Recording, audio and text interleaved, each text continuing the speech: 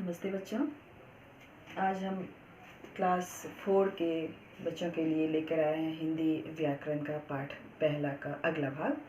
कल आप लोगों ने पढ़ा था पाठ पहला, जो भाषा, लिपि, बोली, व्याकरण तथा साहित्य है। इसमें भाषा क्या है, इसको आपने जाना था कि भाषा वह साधन है जिसमें हम अपने विचारों का आदान प्रदान करते हैं, एक दूसरे की बात को समझते हैं। अब यहाँ पर आज बात यहाँ पे आ रही है कि लिपि क्या है। तो लिपि को हम भाषा से ही जोड़ते हैं, भाषा से ही जुड़ा हुआ यह विषय वस्तु है कि हम जो आप तक अपनी बात को पहुंचाए, आप जो हमारे तक अपनी बात को पहुंचाते हैं, हम एक दूसरे के बात को जानते हैं, तो उसका एक माध्यम होता है। जो हमारे मुख से ध्वनियाँ निकलती हैं उसको लिखित रूप में क्रमबद्ध रूप से लिखना ही लिपि कहलाता है। निश्चित रूप से चिन्हबद्ध जिसको किया जाता है वही लिपि कहलाता है।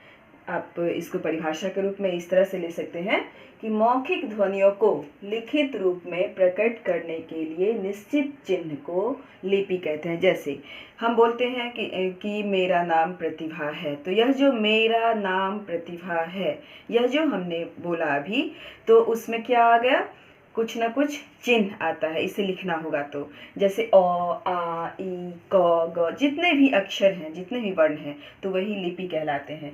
अब इसको आपने समझा कि मौखिक ध्वनियों को निश्चित रूप से लिखित रूप में प्रकट करने के लिए चिन्ह जो है उसको कहते हैं हम लोग लिपि। विश्व में प्रचलित प्रमुख लिपियाँ बहुत सारी हैं, जिनमें 5 प्रमुख हैं, प्रसिद्ध हैं, जिसमें पहला है देवनागरी। देवनागरी के अंतर्गत आता है हिंदी, मराठी, नेपाली, संस्कृत। दूसरा है फारसी, फारसी के अंतर्गत आता है उर्दू, अरबी। तीसरा गुरुमुखी, जिसके अंतर्गत पंजाबी आता है। चौथा है रूसी, रूसी के अंतर्गत आता है रूसी, बुल्गेरियन। और रोमन, 5वां है रोमन, जिसमें अंग्रेजी, फ्रेंच, पोलिश, जर्मन आदि आते हैं। अब देखिए, देवनागरी लिपि में लिखा हुआ वाक्य को ही हिंदी भाषा का माना जाता है। जैसे हम कहते हैं अंकित रोटी खाता है, इसको यदि हम हिंदी में लिखते हैं, देवनागरी में लिखते हैं, तभी यह हिंदी के लिए शुद्ध माना जाता है। यदि इसको हम इंग्लिश में लिख देते हैं कि अंकित रोटी खाता है, तो यह क्या हो जाता है, हिंदी गलत हो जाता है। तो इस तरह से हमने क्या जाना कि देवनागरी लिपि में लिखा हुआ वाक्य ही हिंदी का शुद्ध माना जाता है। तो हमने क्या जाना बोली के बारे में, लिपि के बारे में, कि मौखिक ध्वनियों को लिखित रूप से प्रकट करने के लिए जो निश्चित रूप है, साधन है, वह है लिपि। अब हम लोग आगे बढ़ते हैं बोली की तरफ।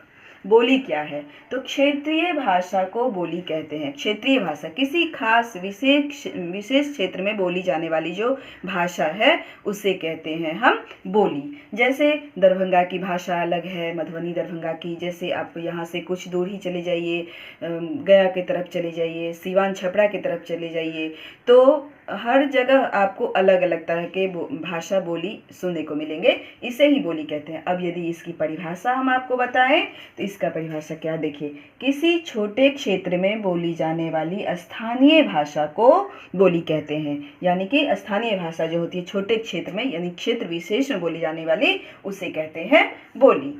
कुछ प्रमुख क्षेत्रों में जो बोली जाती है बोलियां, उसे हम यहाँ पे अंकित किए हैं। जैसे आप देखिए, बुंदेली छतरपुर छत्तीसगढ़ में बोली जाती है, बांगरू रोहतक हरियाणा में बोली जाती है, अवधी लखनऊ उत्तर प्रदेश में, मगही गया बिहार में। अब बिहार की ही बात ले लीजिए, तो देखिए बिहार में ही जगह विशेष पर थोड़े थोड़े ही दूरी पर वहाँ की बोली बदलती है। जैसे मैथिली, दरभंगा मधुबनी में आपको बिहार में मैथिली सुनने को मिलेगा, गया में आपको मगही सुनने को मिला है, भोजपुरी शाहबाद आरा छपरा में बिहार में आपको भोजपुरी सुनने को मिलता है। इसी तरह मारवाड़ी बीकानेर राजस्थान में आपको मिलता है मारवाड़ी सुनने को, मलवी उज्जैन मध्य प्रदेश में।